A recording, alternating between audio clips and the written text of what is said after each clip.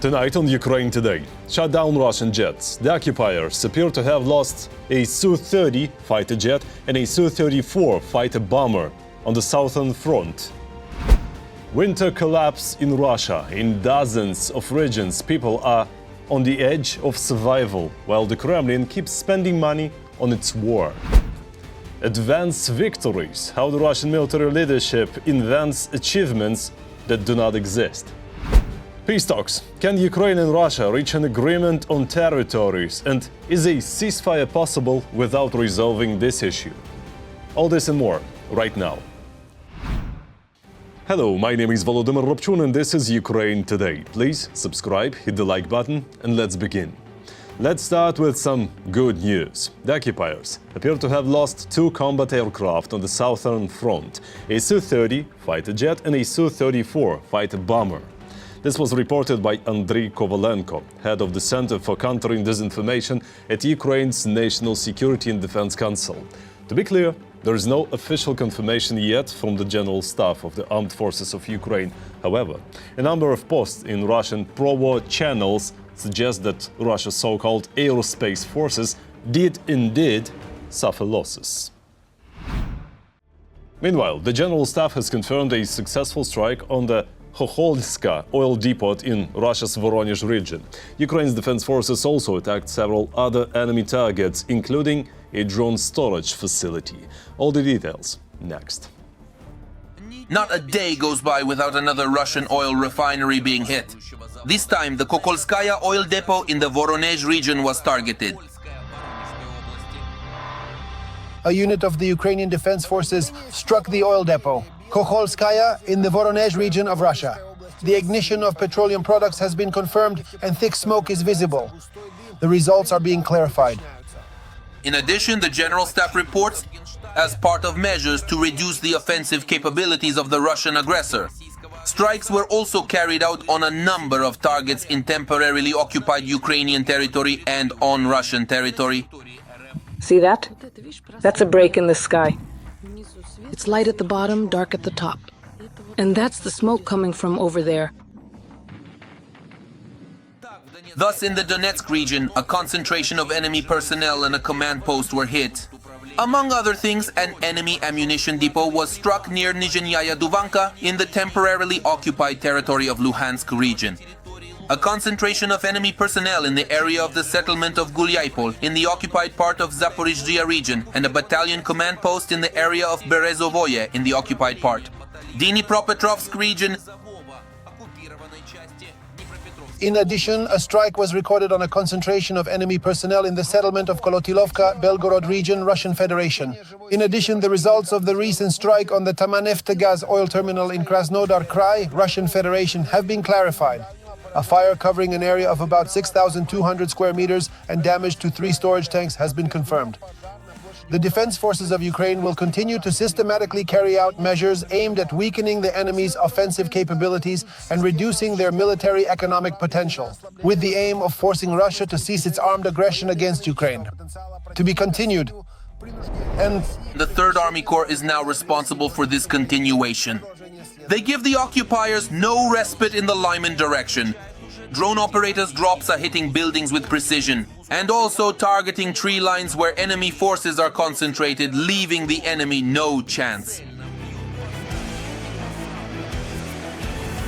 And this is already the Pokrovsk direction of the front, Donetsk region. The drone operators of the Shershny Dovbush UAV battalion of the 68th Jaeger Brigade generously share epic footage of the destruction of Russian occupiers and their equipment. The footage shows that the occupiers have no chance against the Ukrainian defenders. None at all. From hunts for enemy personnel to safaris targeting the occupiers' expensive equipment. For example, the day before, Ukrainian FPV drones destroyed the latest enemy electronic warfare system, Tirada 2. A Russian electronic warfare complex designed for disabling satellite communications, it no longer poses a threat. Just like that, in a matter of minutes, another expensive Kremlin toy was turned into a pile of useless scrap metal. The losses of the Russian army in equipment and manpower are simply shocking. 5 airfields minus 15 aircraft. And an irretrievable loss of more than $1 billion. And all of this is the achievement of just one agency, the Security Service of Ukraine. The enemy had grown used to feeling safe deep behind the lines. But for the Alpha Special Forces and the Security Service of Ukraine, distance has long ceased to matter. Just last year alone, our long-range drone strikes hit 5 military airfields. The result, 15 pieces of aircraft destroyed. The enemy now will not be able to take them to the skies.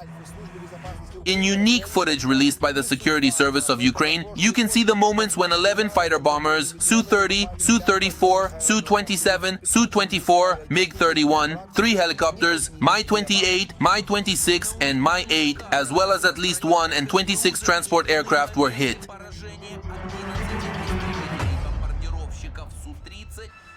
Along with the equipment, ammunition, and fuel depots burned down at Russian airfields. As a result, Alpha SBU inflicted damage on the enemy totaling more than $1 billion.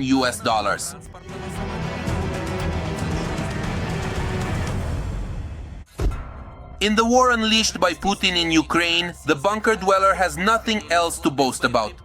The Center for Strategic and International Studies has updated the table of offensive rates in major battles, starting from World War I. Analysts have included the current Russian attempts to storm Ukrainian positions in the list of the slowest in the entire history of wars. The chart clearly shows that after almost 4 years of war, Russia is advancing at a pace that, in a historical context, appears insignificant and has not led to the achievement of its stated strategic objectives. The analysis included Chasiv Yar and highlighted the battle for Pokrovsk as a separate engagement. As a result, 3 current Russian operations are now among the slowest in history. In Chasiv Yar, the advance is about 15 meters per day. Over almost 2 years, that's about 10 kilometers. In the Kupiansk area, the pace is roughly 23 meters per day. Near Pokrovsk, the offensive is moving at a speed of about 70 meters every 24 hours. With this plan, it turns out that Russia has lost 1.5 million people, wrecked its own economy, gained 2 more NATO countries on its borders, turned Ukraine into one of the most formidable armies in the world, and also lost influence in Syria, Armenia, Azerbaijan, Venezuela, and many other places. Even the fastest sections of the Russian offensive today look slow compared to other military operations. For example, in the area of Huliaipol, the advance is about 300 meters per day. That is still almost half the pace of the successful Ukrainian counteroffensive during the rapid liberation of the Kherson region back in the year 2022.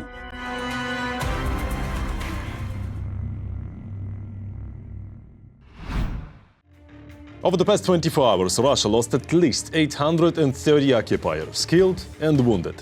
That brings Russia's total losses since the start of the full-scale invasion to 1,237,400.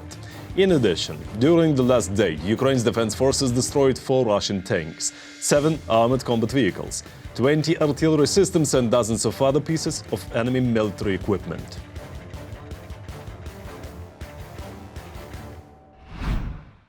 At the same time, the Center for Strategic and International Studies, CSIS, says the Russian army is showing the slowest offensive in the 100 years of warfare. On key directions, Russian forces advanced between 15 and 70 meters per day. According to the analysts, Russia is now suffering greater losses than any major power in any war since World War II. So, the occupiers have no real achievements and, at the same time, enormous losses. No, they have not yet lost the war they started, but to paraphrase a famous Ukrainian writer, you really cannot say things are going well for them. Definitely not according to plan, as the Kremlin claims. That is why we keep hearing about imaginary breakthroughs, fake encirclements, and advanced captures of Ukrainian territory, including statements made by the head of Russia's so-called general staff. This has never happened before, and yet again Gerasimov reported to Putin that Kupiansk is almost liberated. On the eastern bank of the Oskol River, units of the 1st Tank Army continue to destroy the encircled enemy formations. Kupiansk-Uzlovoy has been liberated. Checks and clearing operations are being carried out in the city's neighborhoods. Combat operations are ongoing in the settlements of Kovsharovka and Glushkovka. If earlier Gerasimov was painting a picture of victory in Kupiansk, now he's talking about Kupiansk-Uzlovoy as well. The statement regarding Kupiansk-Uzlovoy is even more absurd than the claims about the right bank part of Kupiansk along the Oskol River. Because if, in the case of the right bank Kupiansk, there really were incursions by Russian sabotage groups, there were indeed many of them, they did actually establish themselves there, they really did have zones of control, and, well, this more or less corresponded to a certain reality. Yes, they were present there. But as for Kupiansk-Uzlovoy, that's complete nonsense, because Russian units along the line of contact are at various distances, north, east, and south of Kupiansk-Uzlovoy. But on average, this distance is more than 8.5 kilometers, up to 12 kilometers from the line of contact. In other words, Russian troops haven't even reached the outskirts of Kupiansk-Uzlovoy. As for Kupiansk itself, there really is a clearing operation going on in the city districts right now. But the nuance, as they say, is that this clearing operation is being carried out against the Russian occupiers. It's not just Ukrainian officials, OSINT analysts, monitoring groups, and Western analysts who say that Kupiansk is not under the control of Russian forces. Neither right bank Kupiansk nor left bank Kupiansk-Uzlovoy. Even Russian war correspondents, the so-called Z war correspondents or the so-called Z community are saying this. But the general staff of the armed forces of the Russian Federation seems to have chosen the strategy of, if you're going to disgrace yourself, then disgrace yourself completely. In short, when it comes to lying about continuous victories, the Russian general staff seems to have outdone even themselves. And again, as further evidence, even the so-called Z-War correspondents criticize Gerasimov's blatant lies. What? Kupiansk-Uzlovoy has been liberated? Well, I don't even know. You might as well write that Kiev has been liberated. Why not go that far? Thus, no conclusions have been drawn at all from the catastrophe of the assault groups encircled in Kupiansk, and the decision has been made to make the situation even worse with even grander lies. The result is right outside the window. And here two questions immediately arise. For what purpose is this parallel reality being created in which Russia is winning, when in fact that is far from the truth? This is essentially a strategy of a parallel reality where some kind of victory is announced that has nothing to do with reality, and its mythology is maintained up to a certain point in the hope that, yes, Kupiansk will be captured at some point in the future, and then Gerasimov, Kozulov, and Belousov will finally be able to breathe a sigh of relief. At last we did it. But that's just it. The efforts currently being made by the Russian occupation forces are completely thwarted by the defense of the Ukrainian garrison, which is holding back the assault. And the second question is, where is that line after crossing which Gerasimov might be asked to pack his things and leave? Gerasimov is also, well, on the edge. And as of today, General Mordvichev is being prepared to replace Gerasimov, and lately he has been appearing more and more often in Putin's entourage. Sometimes even in situations where it should be the chief of the general staff accompanying Putin. Mordvichev is being predicted to take Gerasimov's place, quite possibly.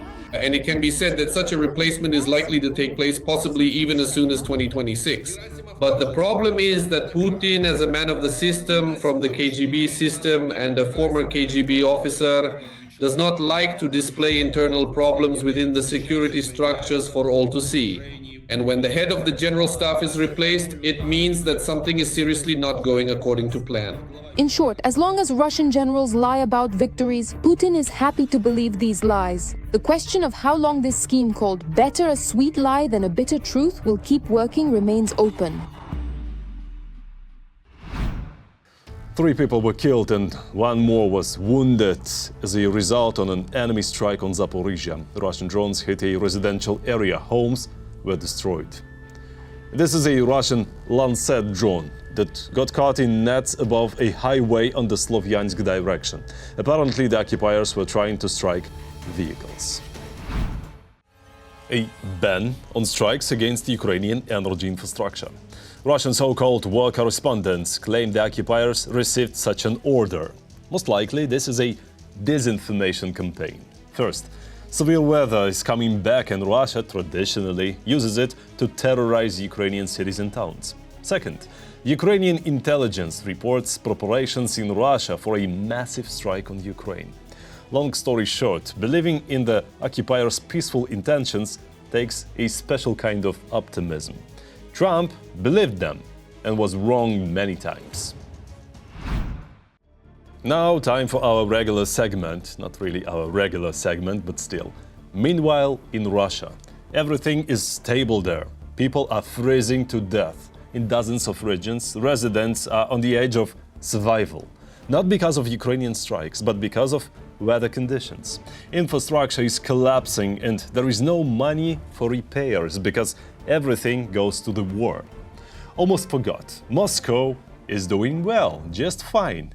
They barely notice anything beyond the Moscow Ring Road. This is a lesson in a regular school in Murmansk.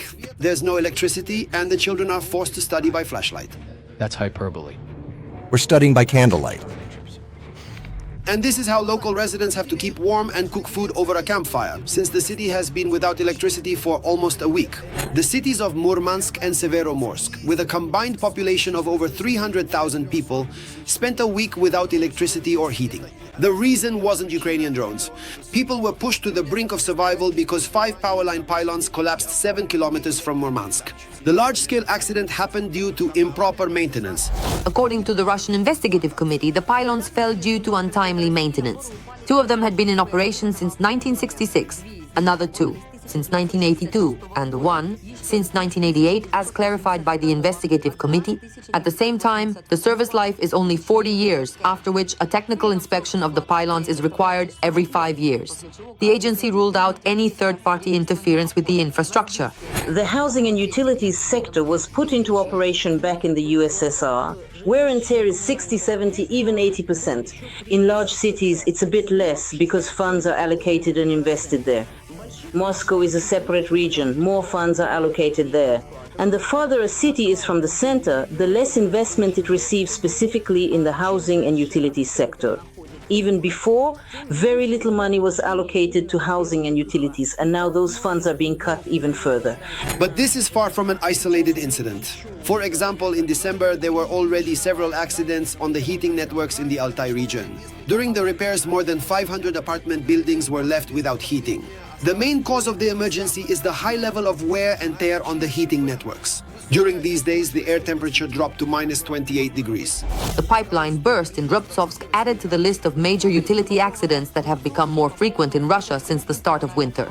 On December 25th, 17,000 residents of Serov in the Sverdlovsk region and 85,000 residents of Saratov were left without heat. On December 15th, an accident at the CHP plant led to the shutdown of hot water and heating for more than 400,000 residents of Rostov-on-Don. On December 7th, the same thing happened in Angarsk-Irkutsk region. At that time, 167,000 residents were left without heat. Problems with electricity and heating also occurred in St. Petersburg. In January alone, heating went out at least 5 times in different districts of the city.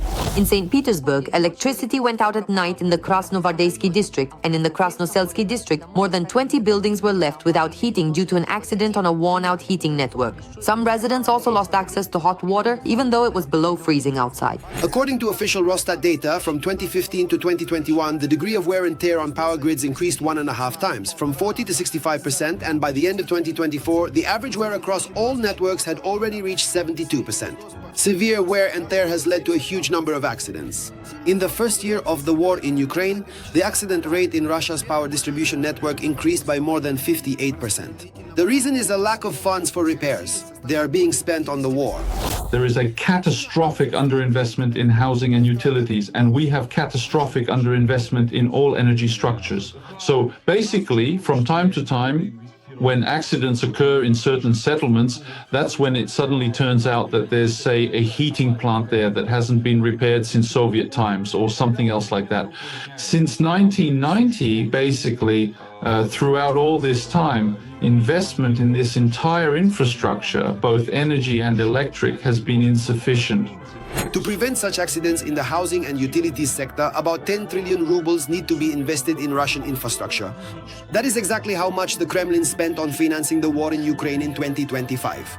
This figure comes from the report by Defense Minister Andrei Belousov, presented in December of last year. But it is unlikely that the money for the war will be redirected to improving the lives of Russians, because for Putin, the war with Ukraine is much more important. Ukraine is fighting for freedom. Support independent Ukrainian journalism, so we can keep telling the truth about Russia's war. Click the link in the description to become our sponsor. Now's the time to subscribe, like this video and share it, so more people can see it. Thank you, and glory to Ukraine. Now about the peace process. White House Special Envoys Witkov and Kushner will not take part in the next round of talks between Ukraine and Russia. This was announced by the US Secretary of State Marco Rubio. According to him, other American representatives will attend. The next meeting is scheduled for the 1st of February in Abu Dhabi. If we believe Rubio, there is only one major unsolved issue left: territories. Everything else, he says, has already been agreed upon. That reminds me of a deal where the sides agree on the price, payment terms, delivery, warranty, post-warranty service, liability, and even where they will celebrate signing the contract, but forget to agree on the product itself. A tiny detail. Without it, nothing else makes sense.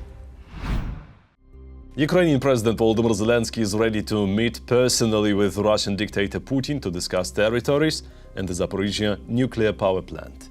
All the details in the report. Ukraine's Deputy Foreign Minister Sibiha stated that President Zelensky is ready for a personal meeting with Putin to resolve issues regarding territory and the future control over the Zaporizhzhia nuclear power plant. According to experts, such a statement should not be taken literally. So now, when Zelensky says, "I'm ready to meet with Putin," he understands that it's just a figure of speech, meaning, "I'm ready, but what about you?" Zelensky's main message, in fact, was delivered a day earlier, that we have already made our compromise. Now it's your turn to make compromises, Russians. We agreed to a ceasefire. This means we agreed to temporarily leave part of Ukraine's territory under Russian occupation. That's a huge compromise. News about a possible meeting between Zelensky and Putin surfaces periodically after US President Trump expressed his desire to personally organize it. There is a very good chance that they will meet. We haven't decided exactly where yet, but we had a very good conversation with President Putin, and now we really have a chance to bring this whole story to an end. This path has been long and remains long, but there is a chance that a meeting will take place very soon. After that, Putin stated directly that there would be no point in the meeting since he does not intend to abandon his plans to occupy Ukraine. After all, not so long ago, the leadership of the Kiev regime, to put it mildly, spoke rather unflatteringly about us and ruled out any possibility of direct contact. Right now, we see that they are specifically asking for these contacts, or at least they are offering them. I don't see much point, but why is that?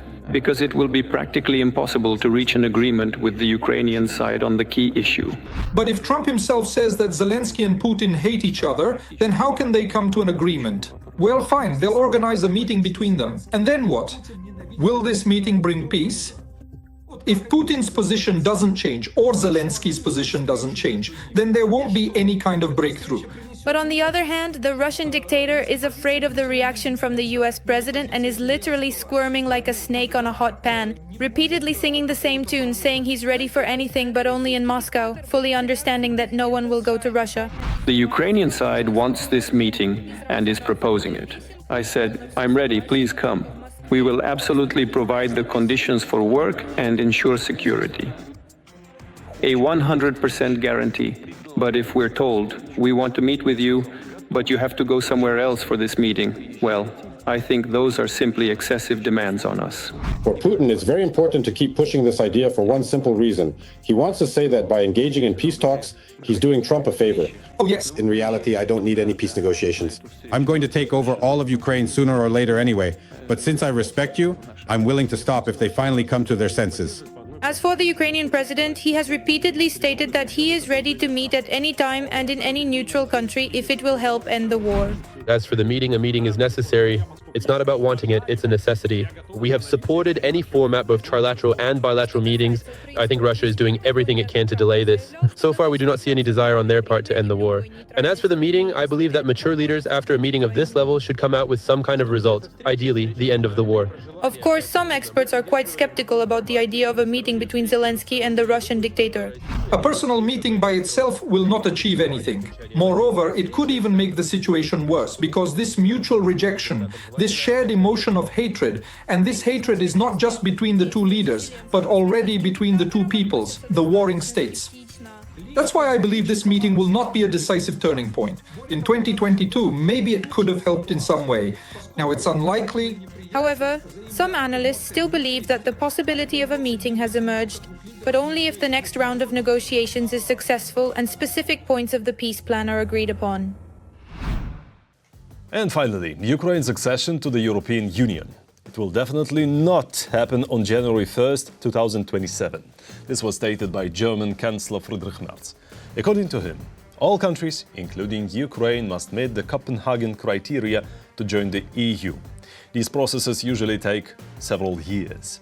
The criteria adopted in 1993 include a stable democracy, rule of law, human rights, a functioning market economy, and readiness to adopt EU legislation. The Chancellor did not specify what exactly Ukraine lacks at the moment. My guess is that the main factor is not even listed in the Copenhagen criteria. I'm talking about Russia's war against Ukraine. That's all for today. Thanks for watching. Thank you for your support. Strength to Ukraine's defenders. Glory to Ukraine. Don't forget to like, subscribe, comment and share. See you next time.